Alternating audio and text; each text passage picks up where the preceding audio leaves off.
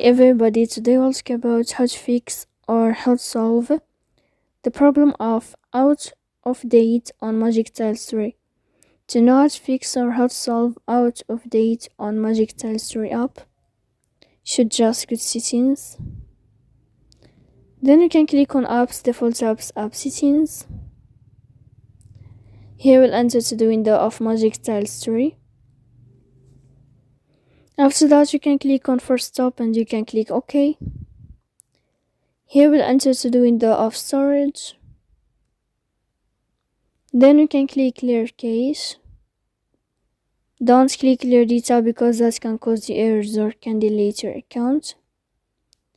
In the end, you can turn off your Wi-Fi and you can wait a moment to turn on your Wi-Fi again.